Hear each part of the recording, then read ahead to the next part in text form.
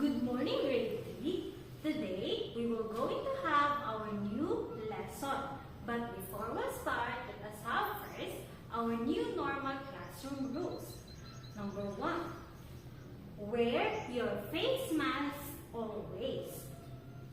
Number 2, wash your hands before and after eating.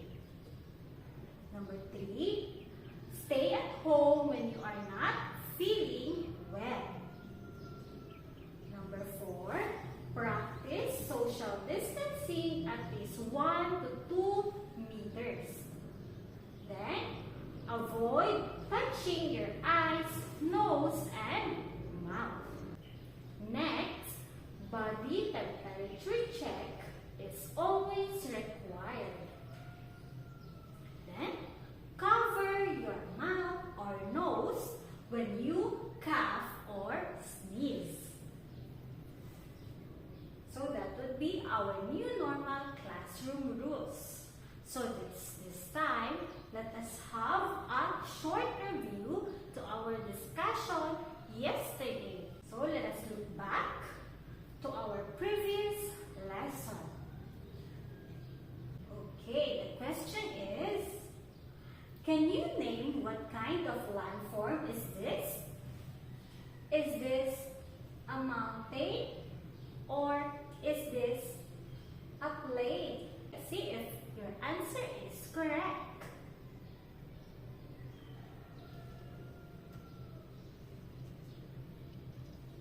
Okay, the answer is mountain. Very good.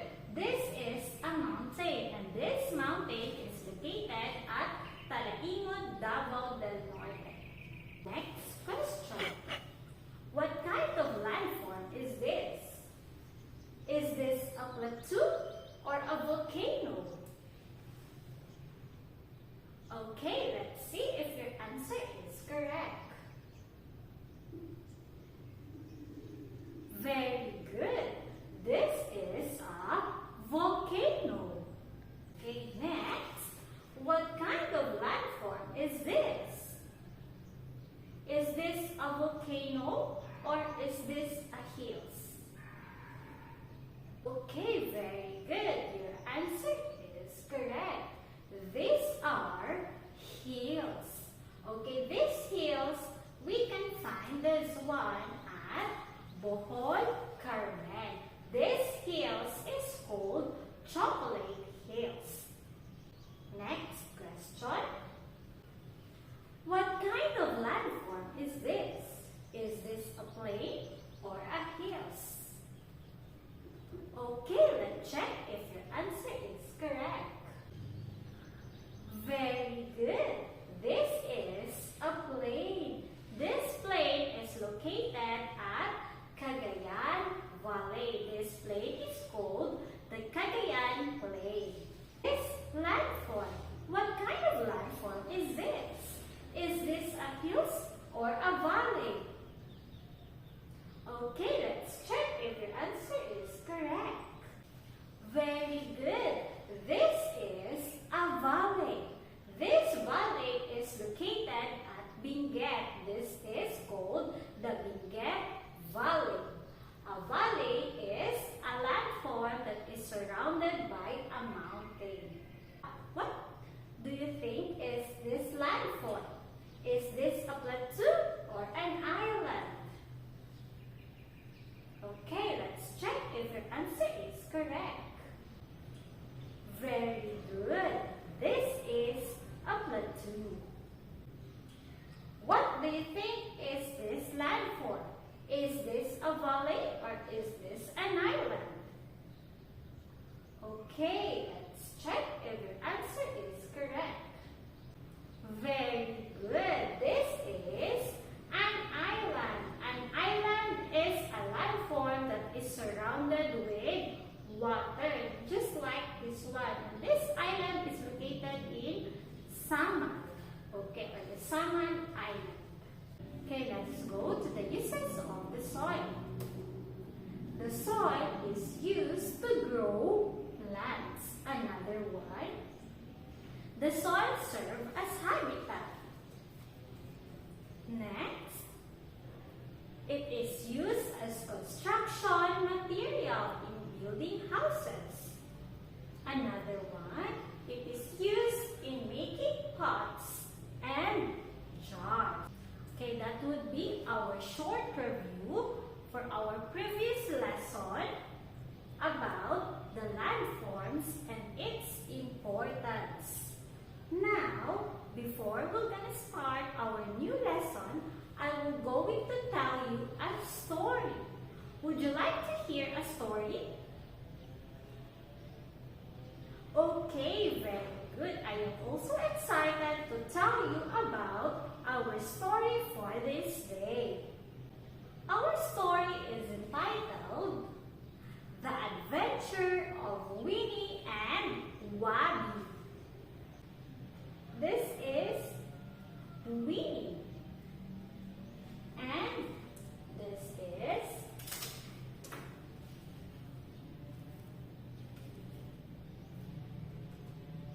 Wabi. So this is Winnie and this is Wabi. Another character of our story is Lola Wella. And we also have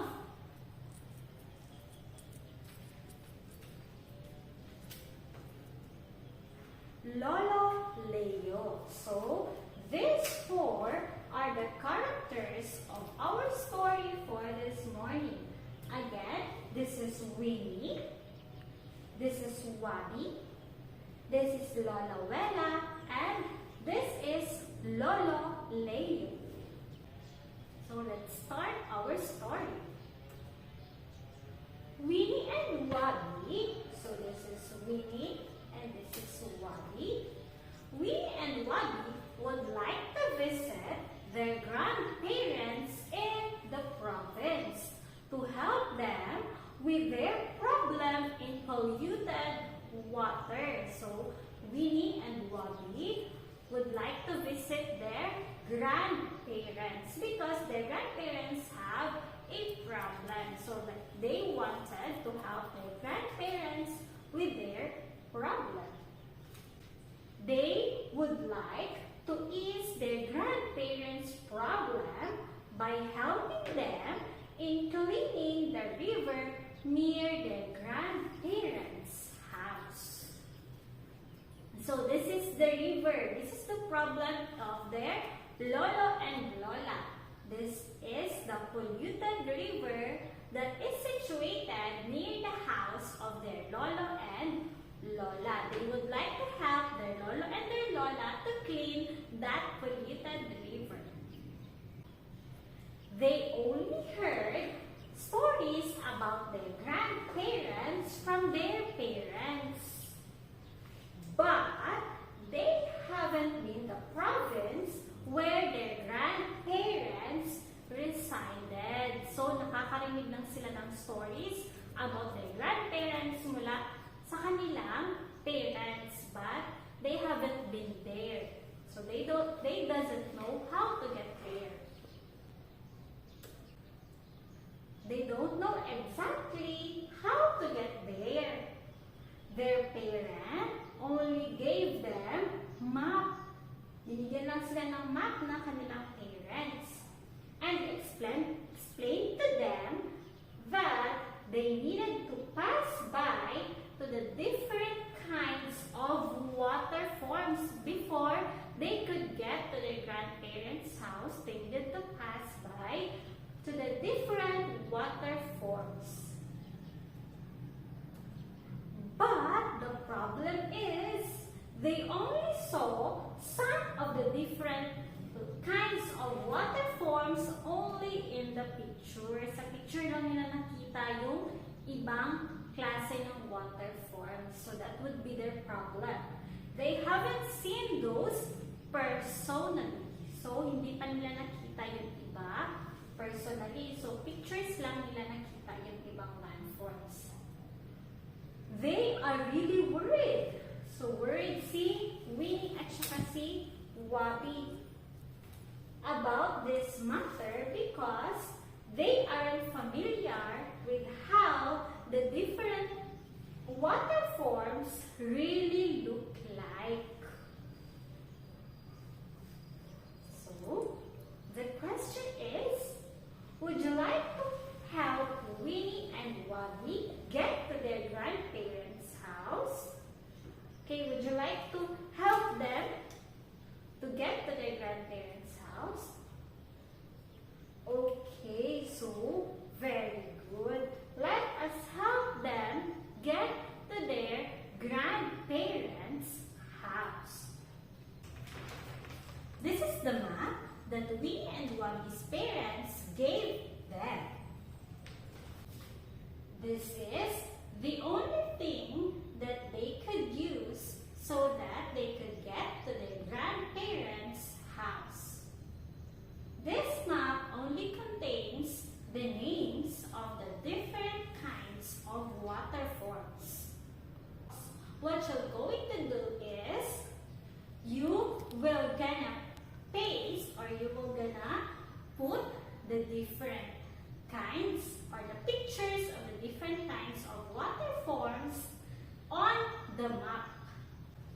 But before that, let us have to identify first the objectives of our lesson for this morning. So, these are the objectives of our lesson for this morning.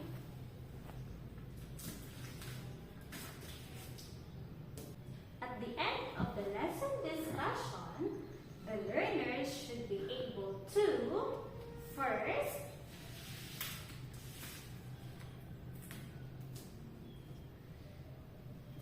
identify the things found in the surroundings and their importance.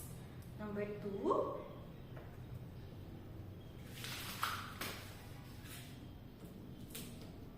relate the importance of surroundings to people and other living things. Then last, number 3,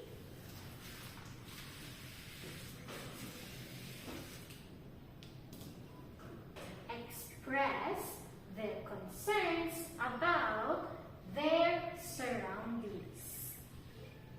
Those are the objectives of our lesson for this day. Okay.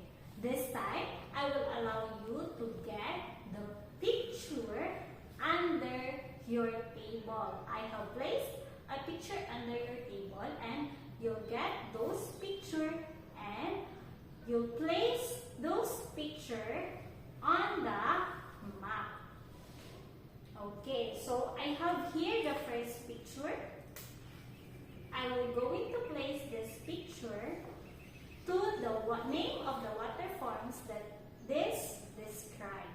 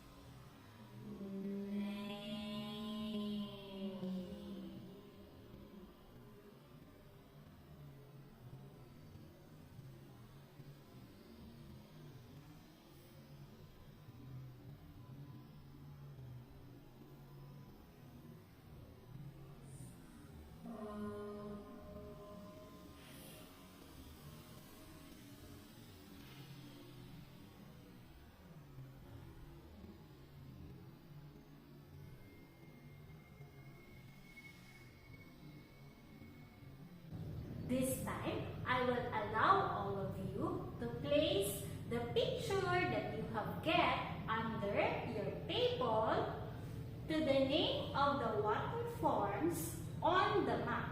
Are you ready, kids?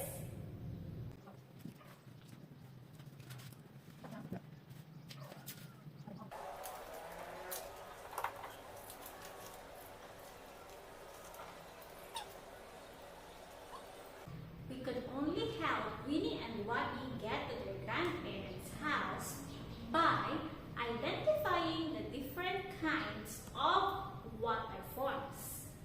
Let us identify if the pictures that you have placed on the map are correct.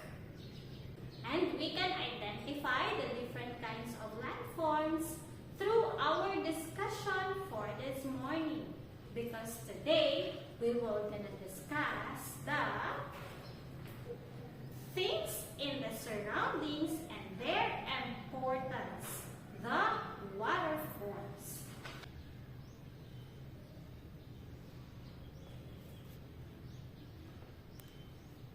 Let us identify the first water form, the ocean.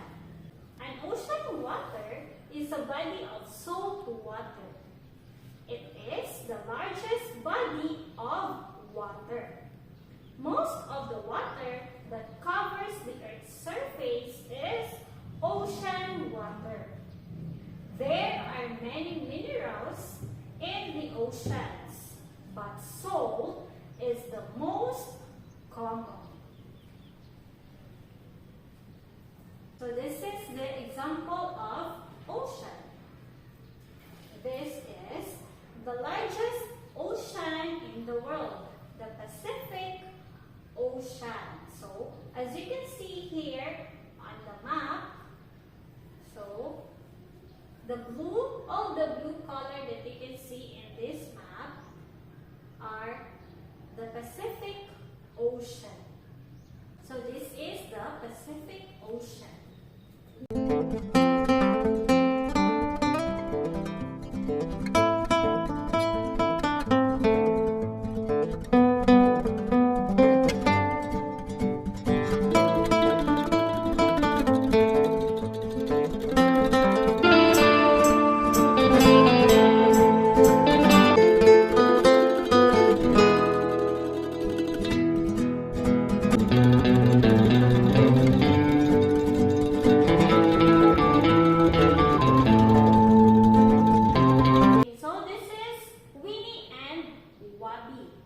Okay, based on the description that I have read, is the answer or the picture that you have placed here is correct?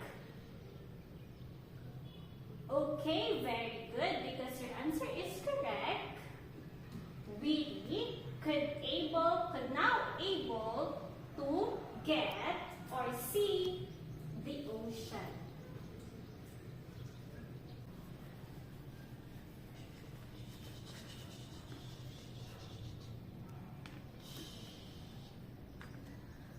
So Winnie and Waddy got to finally see the ocean.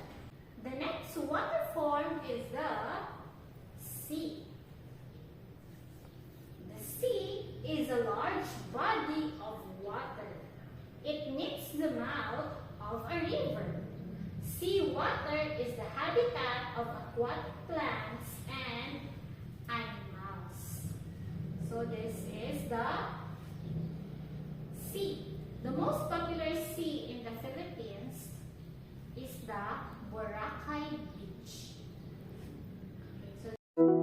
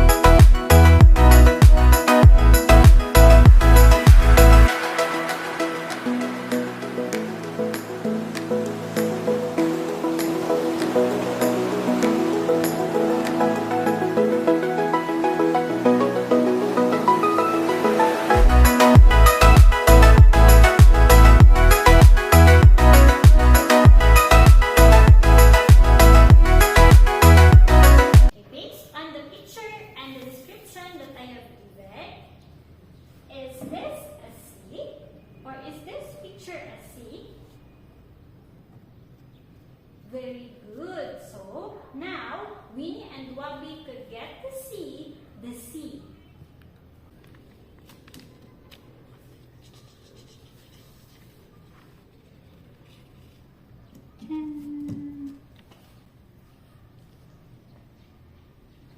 Okay, the third water form is the groundwater. Groundwater may be found everywhere. It may be found in the deep or shallow part of the ground. It is a safe source of household and drinking water. It is considered the is another example of a groundwater. Makakita tayo ng groundwater pag nagbubukal tayo ng lupa. So, na-try nyo na ba yun? Na pag nagbukal ng lupa, merong tubig na makikita or merong tubig na lalabas. So, ang tawag sa tubig na yan is the groundwater. So, kagaya ng paggawa ng balon or well ng mga tao, naghuhukay sila ng lupa hanggang sa makarating sila sa dulo ng lupa na may source ng water. So that is the groundwater. So this is an example of a groundwater. Below your feet, there's even more water. Groundwater. Grab a shovel and dig straight down through the soil to an aquifer. The level underground where you first hit ground.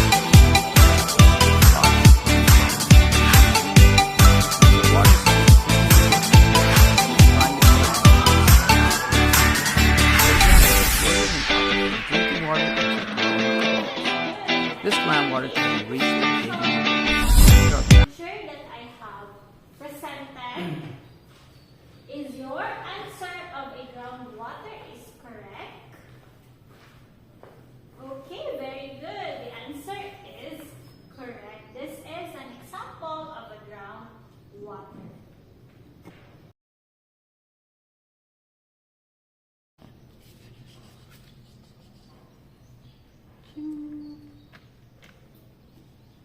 So now, Winnie and Wabi could not get to see the groundwater because your answer is correct. The next water form is the spring. A spring is a water that comes from underground and return to the surface. So this is an example of a spring. This is the famous spring in the Davao de Oro. So this is the mainit sulfuric hot spring. I have here a video of the mainit sulfuric hot spring.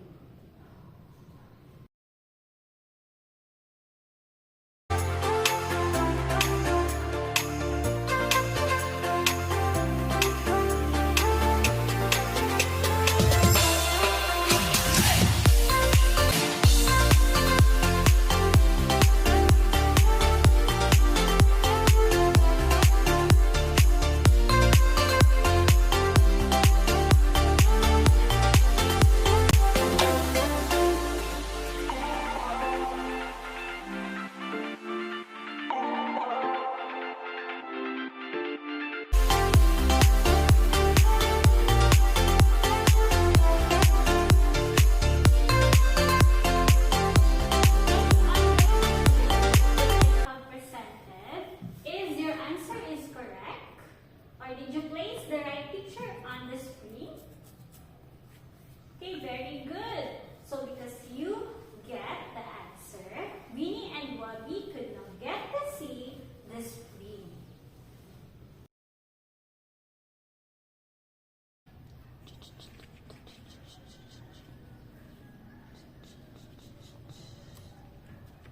Next water form is the pond.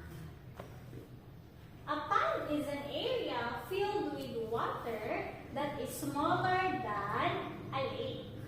It may contain shallow water with a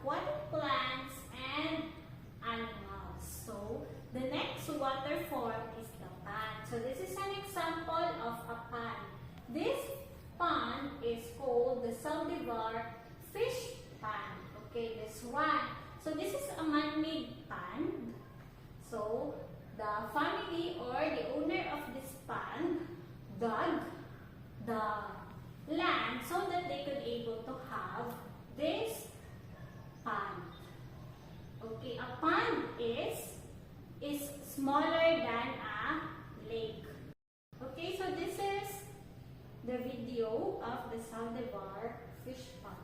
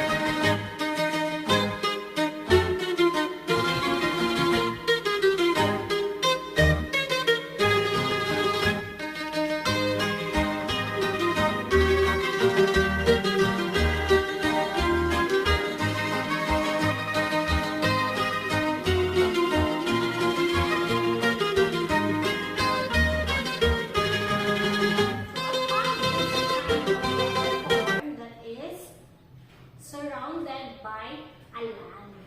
So, merong water sa gitna at saka napalibutan siya ng land or ng lupa. So, based on the picture that I have given, is your answer of the pond is correct?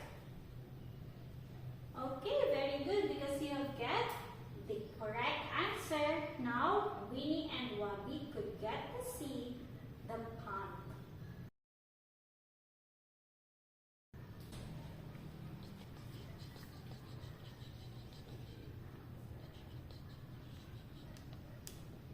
Now, the next water form is the lake. A lake is a body of water that's surrounded by land. The water of the lake comes from a river. It is usually bigger than a pond. So lake and the pond are similar or somehow similar, but their difference is a pond is smaller than a lake. So mas maliit yung portion ng water kay pond kaysa kay lake. So this is an example of a lake. So this is the Lake Leonard that can be found in the New Leyte, Macop Double de Oro. So I have here a video of the Lake Leonard.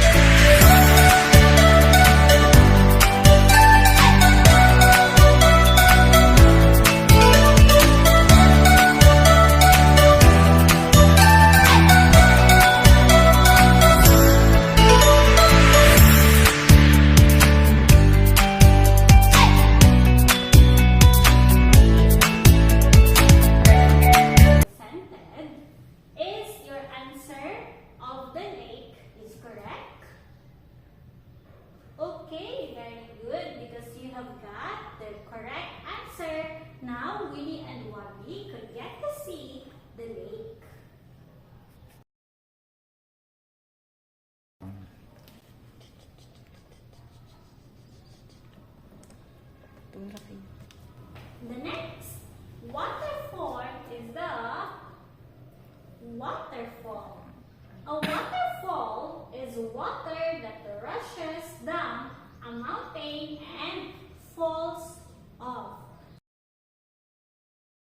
Waterfall is simply a kind of a waterfall na galing siya sa taas, so either sa mountain or from the rocks, so na magfo-fall siya pababa. Kaya siya tinatawag na waterfalls. So this is an example of a waterfalls. So this waterfall is the Aliwagwag Falls that is located in the Katiil. Okay, this waterfalls is dinadayo siya ng mga maraming turista, pero hindi na pwedeng maligo dyan sa Aliwagwag Falls. Before, people are allowed to swim or to go there. But, right now, hindi na inaalaw kasi marami na din mga namatay dyan sa Aliwagwag Falls. So, people could only get to see that, but they could not get to swim the Aliwagwag Falls. So, I have here the video of the Aliwagwag Falls.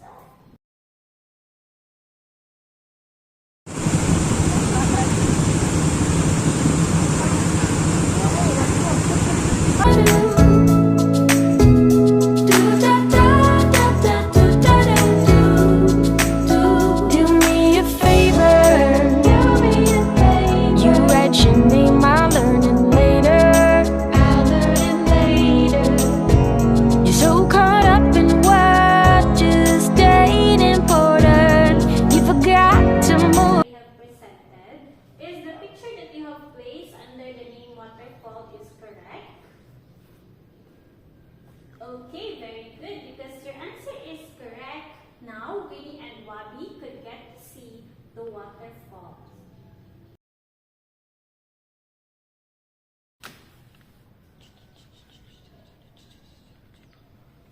So we are now on the last kind of the waterfall, the river. Rivers are flowing bodies of water. They are in between lands and are usually crossed by bridges. River water comes from a high land. So, river, ang tawag sa Tagalog or sa Bisaya niyan is sapa or sapa. Okay, tuwing pag bumabiyahe tayo, tapos nakakadaan tayo ng mga tulay, di ba may nakikita tayong waterform sa ilalim ng tulay. So, yung waterform na yan, that is called the river. So, again, a river is usually crossed by bridges.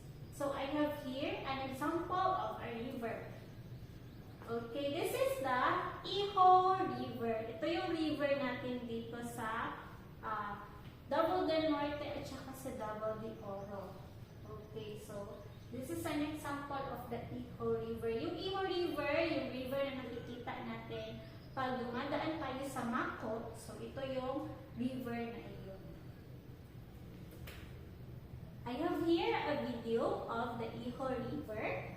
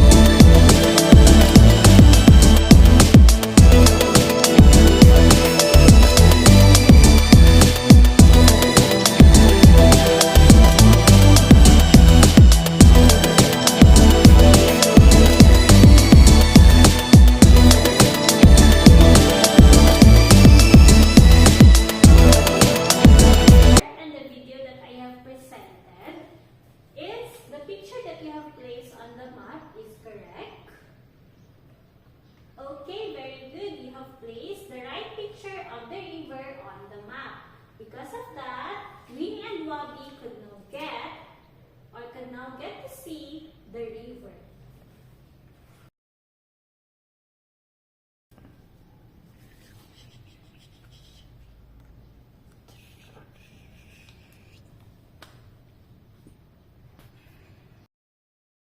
As Winnie and Bobby is reaching their grandparents' house, they realize the importance and the uses of the water. So these are the uses of the water.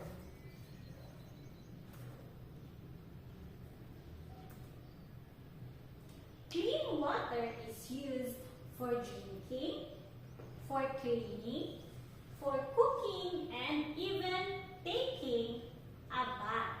So, ginagamit yung water para sa ating iniinom. Ginagamit natin panglinis. Ginagamit natin sa tuwing tayo ay nagluluto. Ginagamit din natin sa tuwing tayo ay naliligo. Another uses of water is big bodies of water are used for transporting people and goods from one place to another.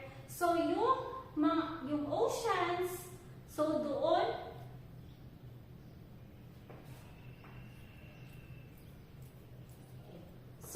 oceans, doon dumadaan yung mga vessels or the water vessels. At saka, sakay o lulan ng mga water vessels na yun ay ang mga tao na gustong pumunta from one place to another. Also, inside that vessel are the different goods or products na i-import or i-export from one place to another. So, yun ang isang gamit ng water. Next, we have other water forms are used for recreational purposes such as boating and swimming. So, ginagamit yung ibang water forms for recreation, for entertainment. So, nagsiswimming at saka nag-boating yung mga tao doon. And we also have another uses of water. Water may also be used in industries for making products and in watering farms. So, pag gumagawa ng mga products, ginagamit yung tubig at saka pinagamit din yung water para diligan yung mga pananim. Yung bulaklak or yung vegetables or yung fruits. Another uses of water. Many water forms are habitat for fishes, other sea animals, and plants. So, tinitirahan na mga isda, ng mga iba't ibang klase ng mga animals na nabubuhay sa tubig, yung water, and also other plants may grow on water. So, those are the different kinds of water forms and their uses and importance. This time, before Winnie and Wabi could successfully get to their grandparents' house, there are activities that all of you need to do. So, I will group you into 3 groups. Each group will be given a task to do. And if you were able to successfully do the task, now Winnie and Wabi could successfully get to their grandparents' house and could successfully help their grandparents with their problems. The first group will be given picture puzzle or different water forms, and they will form the puzzle.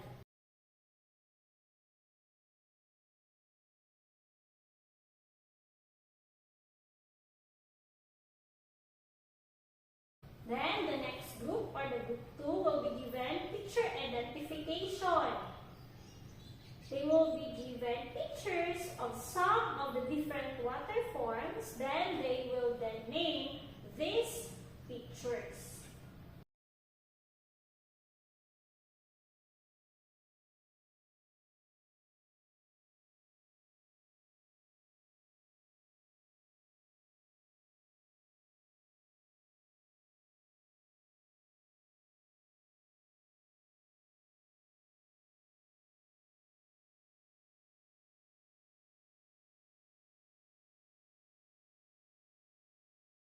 Then the third group will be given pictures and definition of some of the different water forms. The pupils will then match the pictures of its proper definition.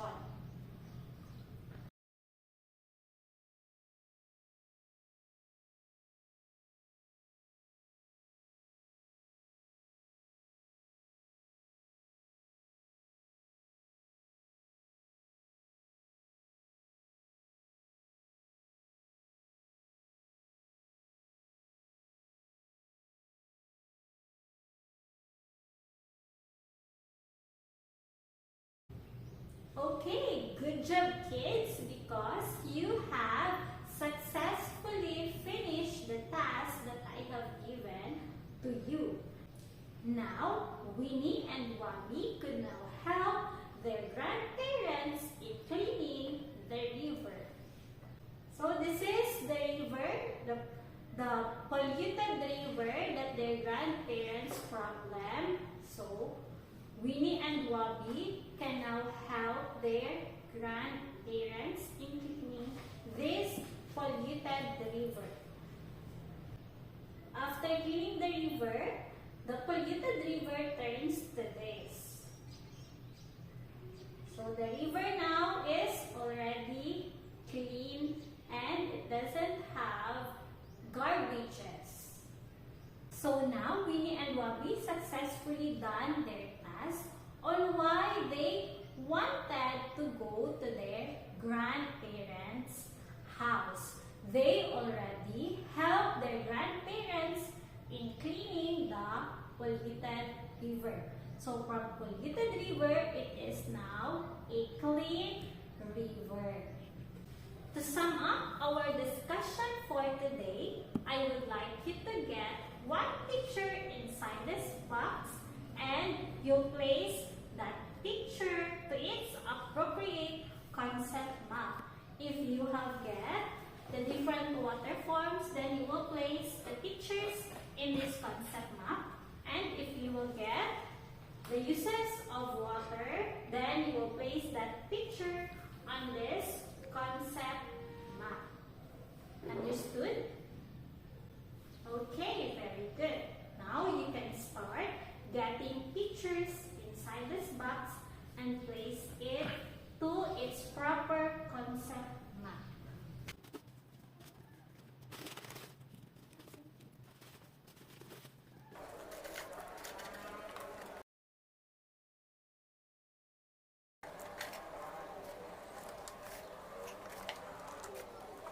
So in this concept map, we can find the different water forms. We have the waterfall, the pond, the spring, the river, the lake, the sea, the ocean, and the groundwater. And in this concept map, we could able to see the uses of the water. Making products and watering plants. Water are used for transporting. Water serves as habitat. Water is used for cleaning and taking a bath. And water serves as recreational for boating and swimming. And water is used for drinking and cooking. So, that would be our discussion or our lesson for this morning. The water forms and the uses of the water. Now, let's go to the evaluation. Let's gonna identify if you have understood or if you get our lesson for today.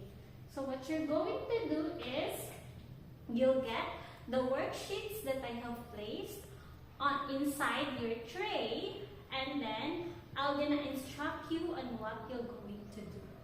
So your activity or your short quiz be like this.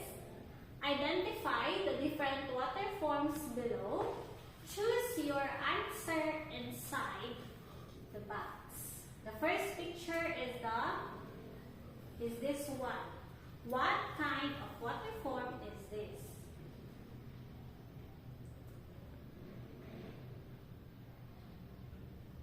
So this water form is a lake. Then next, what kind of water form is this?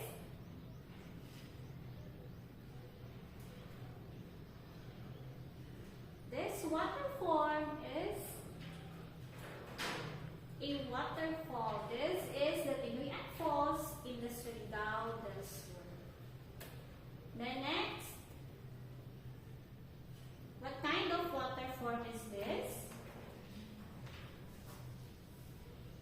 So this water form is a river. Again, this is the Eco River and the Davao de Oro. Next item, what kind of water form is this? This is a spring, and this spring is the Mainit Sulfuric Hot Spring in Mako. Next item, what kind of water form is this? So this is a pond. This is the Pantukan Private Pond. Then next item, what kind of water form is this?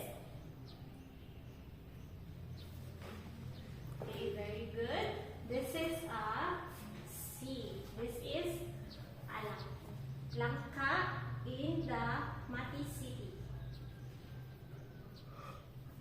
Then next, what kind of water form is this?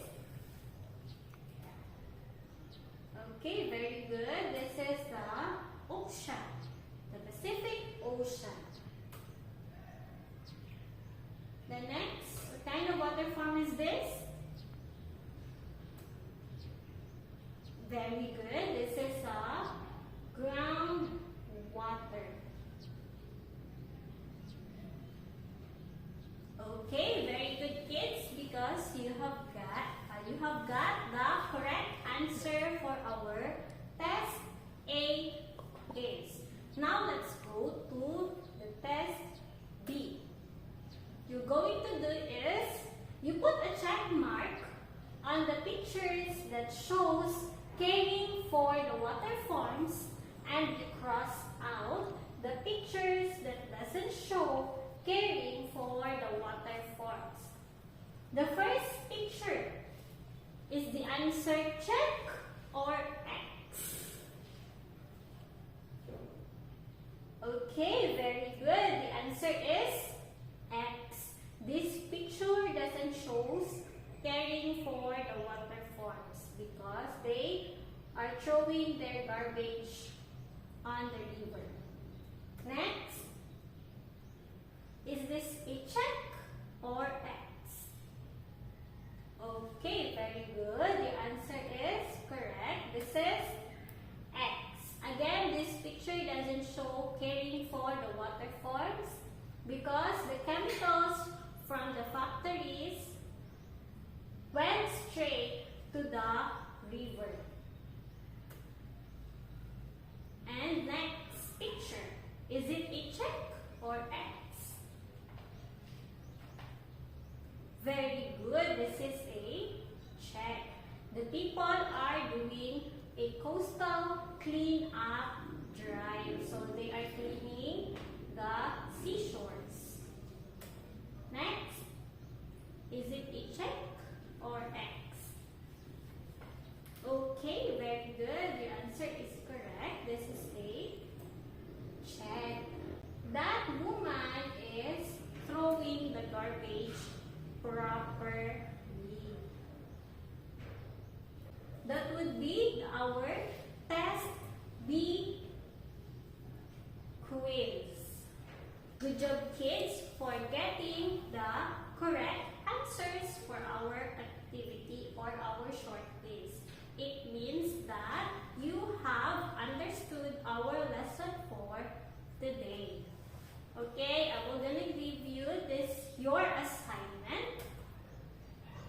assignment. How are you going to take good care of the waterfalls? Draw your answer in a short bond paper. Okay, so kindly get your assignment notebook and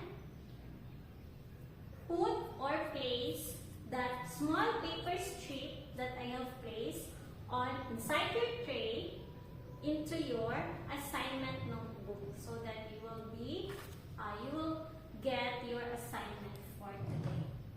That would be all our lesson for today. So again, this morning we have discussed about the things in the surroundings and their importance, the waterfalls. So see you again tomorrow, kids, for another learning session. Goodbye, everyone. So see you again tomorrow, kids, for another learning session. That will be all for today. Goodbye, kids.